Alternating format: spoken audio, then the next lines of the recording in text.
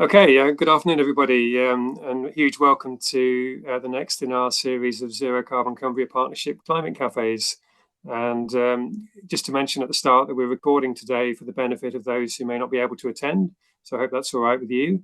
I'm Nigel Jenkins. I'm part of the Zero Carbon Cumbria staff team here at Cumbria Action for Sustainability. This is the second in a series of climate cafes looking to broaden the conversation, ideally over a cuppa. So I hope you brought your drinks. Climate cafes were an idea which was born in Scotland, and they've since helped inspire a movement of hundreds of similar cafes which are taking place both in person and virtually. And they generally work to a similar principle. That's that they're free, open, welcome to all, inclusive, informal, and a space to talk, listen, share, and inspire action, and without judgment or party politics, and not requiring particular expertise. Although I am delighted to say we have got expertise on the panel today, which is much appreciated. Today we're focusing on the technical feasibility of achieving net zero, and also how we can make it happen in practice. So I'm particularly pleased to welcome our panelists today. We have Paul Allen, who's from the Centre for Alternative Technology in Wales, and the coordinator of the Inspirational Zero Carbon Britain programme. We also have Jay Gainscoe, who is from Lancaster Environment Centre, an environmental social scientist researching the role of public deliberation in responding to the climate emergency. And then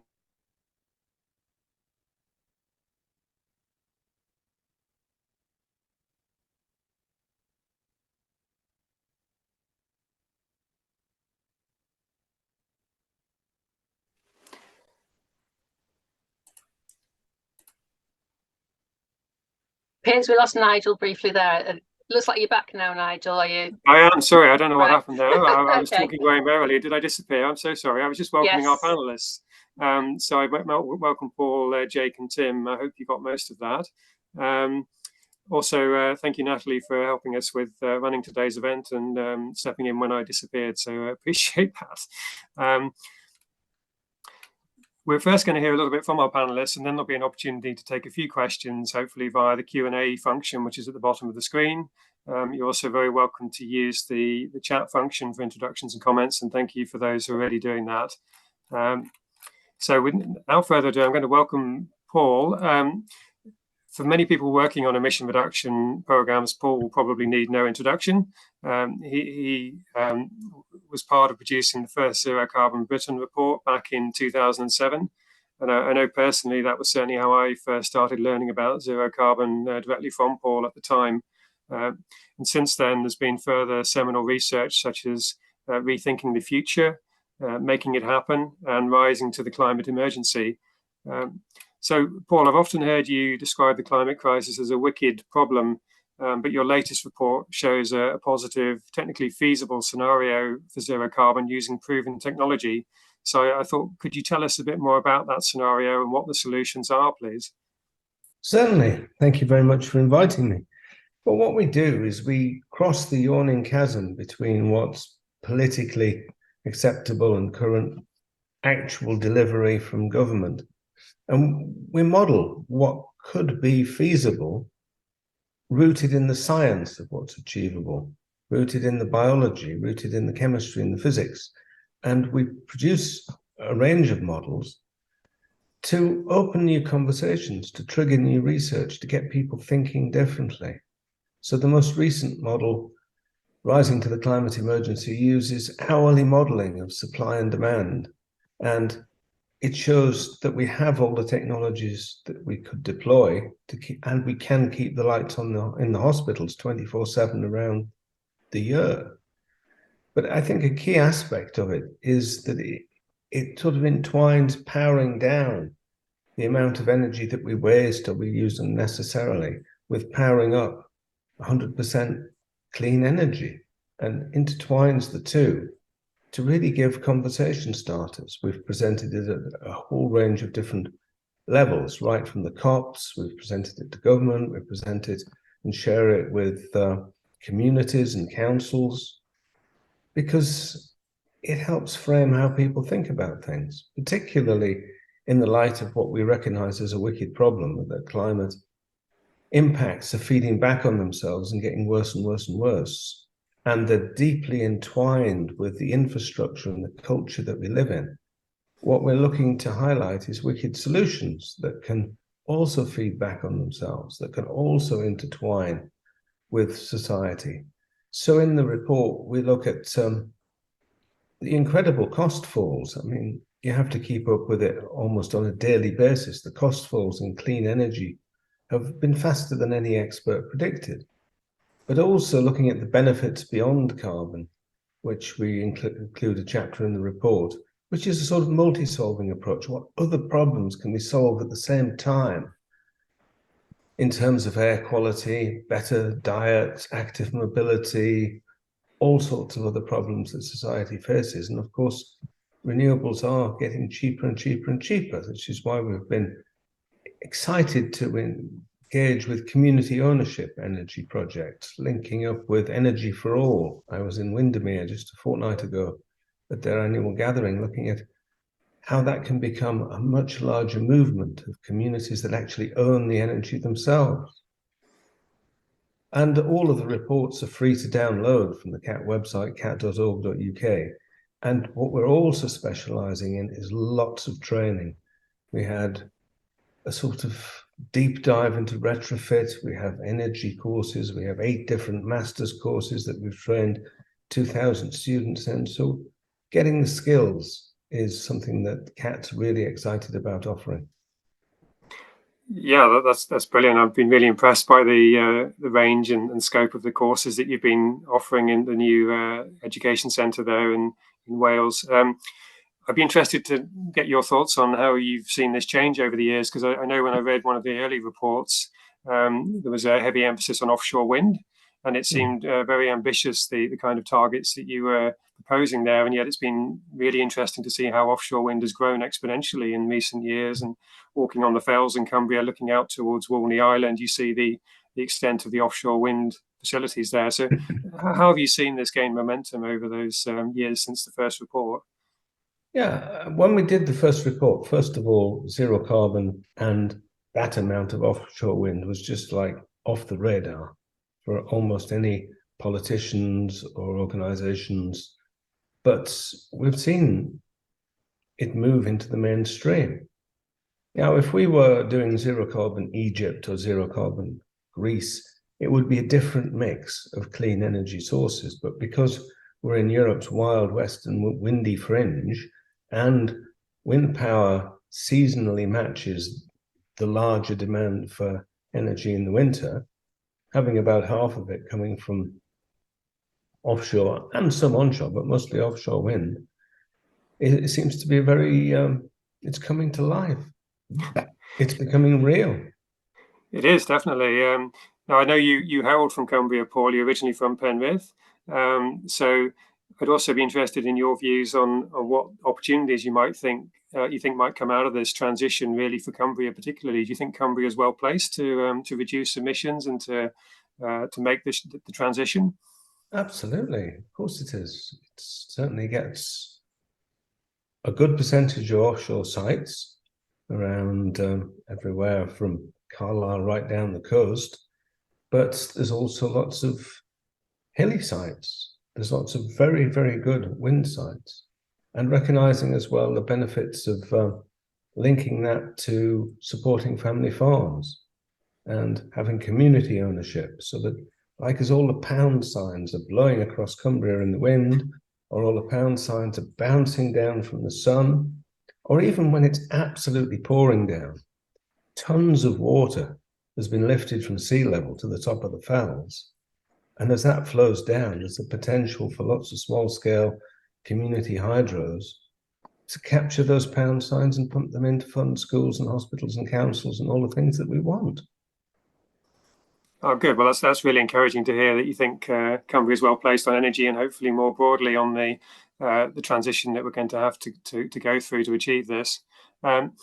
Do feel free to put any questions in the Q&A for Paul or any of the other panelists, and we'll do our best to answer some of those. Just going to bring in Jake at this point, because Paul's outlined over the years a really convincing case through the Zero Carbon Britain modelling on what's technically feasible. But I guess this is also going to require a really strong political, economic, and society commitment to making that change happen. And I know, Jake, your speciality is in participatory processes and things like citizens' juries. So I'd be interested in your views about how we should make the net zero transition broad-based and democratic and inclusive. Yeah, and again, thanks very much for the invite. So I work on a project at Lancaster University called Climate Citizens. And you're right, my speciality is sort of in participatory methods. But just to take a step back, maybe and talk about the project, as Paul's laid out, like a lot of these things are technologically feasible, but a lot of the progress that we have made to date has been stuff that hasn't largely impacted on people's lives. You know, to a large degree, it's been taking coal out of the energy mix and shifting where our power is coming from. But that's stuff that, as long as people can turn their lights on, they don't get too worked up about. And I guess the gambit of our project is really to say, well, if as we move forward and start trying to do the stuff that is going to impact people in terms of putting heat pumps in their houses, switching how they travel, switching what they eat, switching how they go on holiday, we're going to have to do that in a fundamentally different way to how we've made the progress that we've made to date. And it's not going to work to sort of do it behind the backs of the public, if you like. So our gambit is that unless we get better, and I mean, we largely, I guess, the policymaking community at the national, at the local level, bringing people into that policymaking process, explaining what's happening and why, drawing off the knowledge that people have about their lived environment, their lives, that will be essential for making good policy that doesn't annoy people, that doesn't have detrimental impacts on particular groups. Unless we do that, we just won't get anywhere. And we've always, I guess, when narrating our project, we've kind of had the gilets jaunes to point to. Thought, this is what happens if you try and bring in a policy that's hugely unpopular, hugely unequal in the impact of particular parts of the population, and you get this kickback. And I think to some degree we don't have to point to France anymore. I mean, I think there's nuances around it, but you can look at what's happening around low carbon neighborhoods and 15-minute cities and those kind of things, and see that if people see that as an imposition and see those kind of things as an imposition, you do get kickback. And unfortunately, we've got a political environment where there's kind of, it seems that there's the Conservative Party think there's electoral advantage in sort of leaning into that rather than trying to do anything about it. So that's our gambit. If we can't do anything, if we can't bring people into the policymaking process, then we're going to keep having these kickbacks and we're not going to get anywhere. So the work that we do is kind of quite broad. We spend some time, I've got colleagues who sort of do a lot of, one colleague working in West Cumbria actually looking at sort of some of the specific challenges and specific sort of, I guess, cultural makeup of certain places and the types of industries they currently have and why it might be difficult to sort of talk about transitioning away. We do some work looking at policymakers and the fact that, climate is a sort of, or has been, climate policymaking has been a very technical space where things have been thought of in terms of sort of technological solutions and economic solutions, and the kind of the people bit has been left out, so we study that. And then, as you say, my particular role has been looking at the use of particular methods to sort of do that, to bring people into the policy making process through things like deliberation, citizens' juries. And I know that's something that's been happening around Cumbria as well. And they're not the be all and end all. Obviously, they're part of what we believe needs to be a wider sort of national conversation, a wider opening up, but they can play a very specific role, I think, in bringing people into the policy process such that, as I say, we can sort of gather the knowledge that everyday people have, but also hopefully help policymakers feel that there is more of a mandate to maybe go further. So, as part of a wider mix of strategies, I think they can play a really useful role. Yeah, thanks, Jake. That's really interesting to hear those insights. And you also mentioned the transport and mobility angle. And I know Paul's premise starts very much from power down before powering up, essentially demand reduction. And yet things like demand reduction has become quite a toxic issue in many respects politically, I think, and parties reluctant to talk about that because of the concerns about getting re-elected. So if you could give any brief insights maybe into your work with government and how you think that could be managed, how we can make this a kind of leadership, but equally a democratic process would be interesting. Yeah, I don't have any easy answers to that. In some ways, there's this kind of horrible paradox, and so we've worked quite closely with the Climate Change Committee, and they have to write a report every year. to Parliament, basically assessing how the government is presented to Parliament, but it's assessing how the government's doing in terms of achieving its climate targets. And their last one of those is quite striking, because what it says is, look, you failed to do, or you're not moved quickly enough on some of the sort of big ticket items in terms of, decarbonising steel, and those kind of that industrial end of things. So more and more, if you realistically want to stay within the targets, the legally defined targets that the UK has, we are going to have to rely on people changing their behaviours and those types of actions, which, as you say, has not been a topic that has been kind of on the political agenda and been something that's been shied away from. So we're being forced into this horrible paradox where we're potentially going to, because we haven't done some of the kind of big ticket stuff, we're going to have to do more of this stuff that seem to be politically difficult.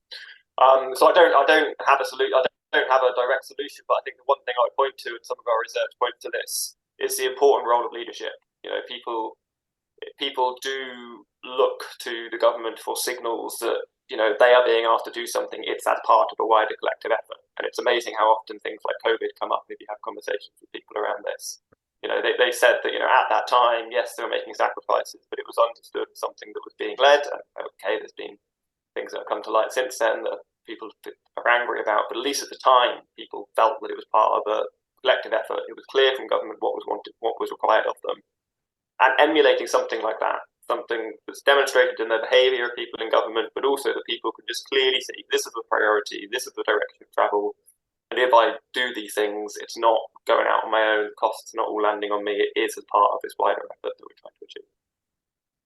Yeah, thanks, Jake. The term climate lockdown I've encountered recently, and it's been astonishing really to see people maybe conflating some of the things you've talked about with low traffic neighbourhoods and a lockdown. But I'll just move on to one other topic, which within the Zero Carbon Cumbria Partnership, one of the groups is looking at consumption, waste and resources. And in the most recent meeting, we were talking about the power of advertising. And I know you've been running a citizens' jury, particularly on that issue of advertising. So I wondered if you could say a little bit about that. Yeah, I'm very happy to. We're partway through it, so we're literally kind of running the citizens' jury sessions at the moment. And I guess what I would say about it is that it's how shall I put this? So can you just explain to me where your interest in advertising has come from? Well, it was coming up in the context of our consumption, waste and resources work, and moving towards a circular economy and looking at behaviour change and the power of advertising for good or bad, essentially. So it'd be interesting to hear about the work you're doing on that. Yeah, so it is one of these things where the link to behaviour change is very difficult to draw, and this is one of the things we've been wrestling with through the project. Because advertising obviously plays a number of different roles, and it does play a role in sort of driving direct consumption choices, but it also plays this broader role in terms of shifting social norms and shifting sort of what it is to lead a good and normal life. And the thing that we've been wrestling with is that the evidence is quite good on the consumption side of things, and there is a strong argument from the industry that the majority of what advertising does is not to promote more consumption, it's to divert people from buying a Skoda rather than a Ford or whatever.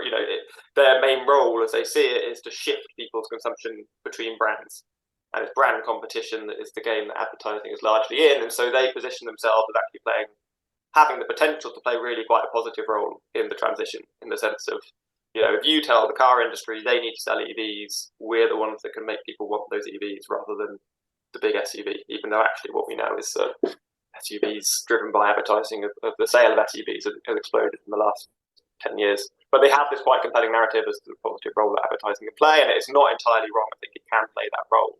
But what we need to not lose sight of is its kind of larger role in setting social norms around sort of higher level consumption. So that's one of the things we've been wrestling with, and we haven't got the people in our process have not got to the end yet. So it'll be really interesting to see what they come up with in terms of any measures they think would be appropriate to manage advertising. Yeah, certainly we'll be keen to follow that, and by all means drop the link to your website in the chat if you wish, please, Jake. I'm sure others will be interested to see where you've got to, and some of the panelists who've spoken to your jury. I think we've heard from Paul really about technical feasibility, and we've also heard about the need for participatory process. Tim, could you just say a little bit about how we're going about this here in Cumbria, really, in terms of trying to find those technically feasible solutions, but make sure this is a broad-based movement, as Jake describes, really, where we can implement those solutions? I'll do my best, Nigel. Yeah, afternoon, everyone. I'm working with the Zero Carbon Cumbria Partnership. We're a multi-agency collection of around 80 organisations working towards a net zero position for the county by 2037. But we want to do that in a way that really maximises the benefits across social, economic, environment factors. So that's sort of improving quality of life and thinking about what the sustainable low carbon economy might look like. So that's the sort of in the round how we're looking at that net zero target. We have 4 sector groups at the moment working towards producing emission reduction action plans by the end of the year. We've established where the emissions come from. We have a really solid evidence base that's supporting those 4 sector groups, so they're working out their actions against that evidence base to across transport, waste, farming, and buildings. And then our hope is that we take that work and build it into a wider climate change and carbon reduction plan for the county next year. And as part of that process, we are engaging with all sorts of experts to help us do that. But I think really importantly, trying to also ensure that the process is open and transparent and collaborative. We're building in the community voice wherever we can, be that through, as Jake's been involved with, citizens juries. We've worked on some of those in Cumbria ourselves. We're trying to build in the voice of communities and young people into our sort of governance structure. So our strategic oversight board that provides assurance and direction and support for the work that we're doing.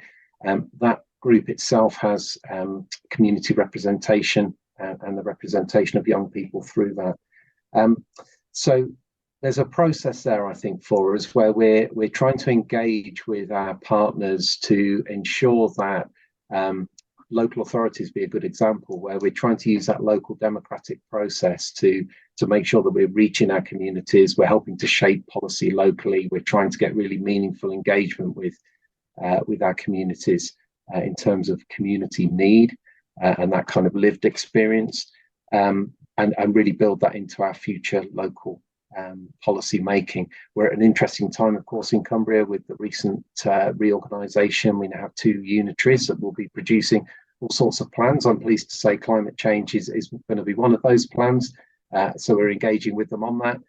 But also, obviously, there'll be a whole range of other plans related to transport and mobility, waste and housing. And we're really keen that we are building in all of that work that we're doing through those 4 partnership sector groups to support that work. I'm always minded to mention this, and apologies if a lot of you have heard this from me before, but about 1 to 2% apparently of emissions come from local authorities, but locally through our strong policy making and ambition, we think we can contribute to a lot more than that, somewhere between 40 and 50% if we set really ambitious local policy that is supported by our communities. So I think that's where we're trying to get to with our work in a very quick nutshell.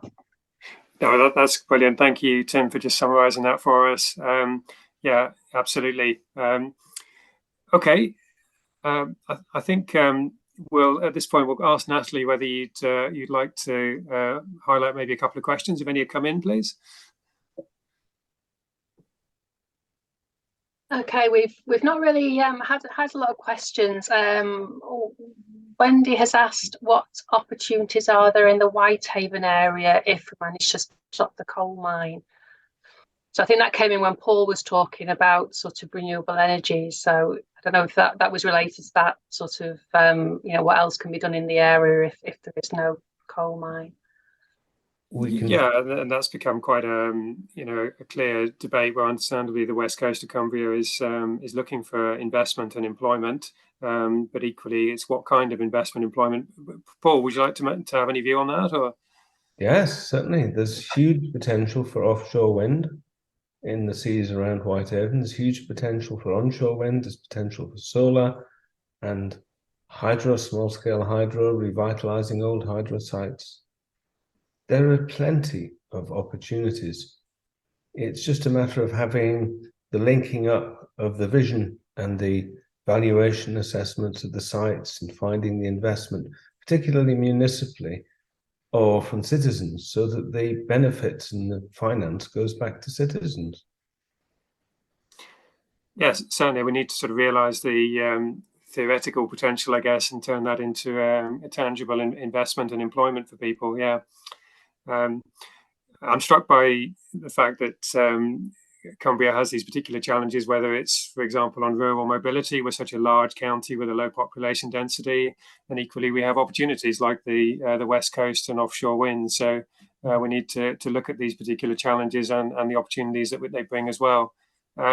Is there another question? I think also from Wendy, Natalie. Yes, I think it's more of a comment about getting away from individual action and looking at how to disentangle world governments from the big oil and big money and to move towards circular economies. Okay.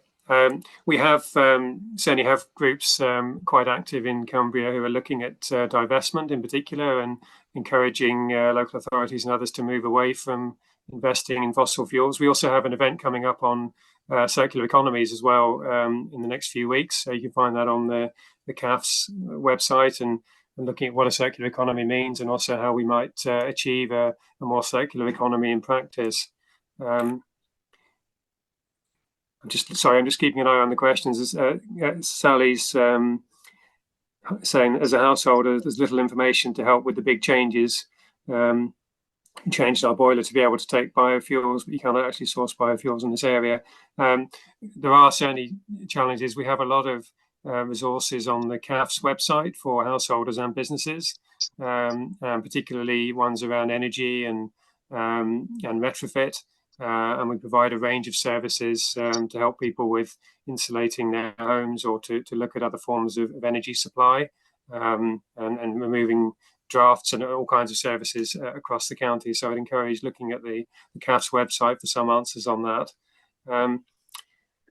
Nigel, and Wendy's also commented that wind projects aren't high in jobs, and I think this is being worked on by CAFs, hasn't there, on green jobs that could be developed in Cumbria. Yeah, there is a CAF's green job support, and that was trying to spell out the opportunities. But as we've discussed, these need to become tangible, real employment opportunities, going from theory into practice, I guess. We're close to coming towards the end of time here. Natalie, would you be willing to highlight just a couple of news stories from this week, please, if in the next 30 seconds? Yeah, so there's just a couple to highlight. One's a local one in relation to the Zero Carbon Cumbria Food Programme. So in October, level 3 students from Kendal catering colleges, they went on a visit to High Hull Farm in Armathwaite and had a guided tour and a food tasting session led by the local farmer there. And that was so that they could get a better understanding of changes to sustainable farming practice and be better informed when it comes to selecting produce from the supply chain.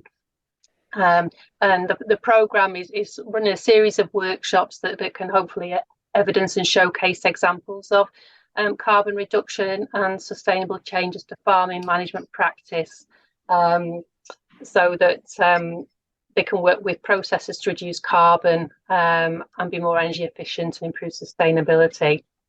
Then an international one. So there was a report this week from the International Energy Agency, which stated that the world is on an unstoppable shift towards renewable energy, and they predicted that renewables provide half of the world's electricity by 2030. So the quote is, the transition to clean energy is happening worldwide and it's unstoppable. It's not a question of if, it's just a matter of how soon and the sooner the better for all of us. So you know, a positive story there from the International Energy Agency. Yeah, we like positivity, and I think that resonates really well with Paul's work, certainly on the focus and the potential for renewables. So excellent. Okay, we're coming to the end now, but I'd like to thank all of our panelists for the insights that they brought. It's really critical that Cumbria isn't doing this in a vacuum, and that we're working with others who are on similar pathways, facing similar challenges and trying to find solutions. So we really welcome the expertise that you've brought in. We're aiming to continue with a series of climate cafes with other guest speakers to help expand the conversation and go for that broad-based approach that Jake and Paul have both advocated. The solutions are technically feasible, but it does need to have an inclusive and a just process, and that's really what we're striving for through the Zero Carbon Cumbria Partnership.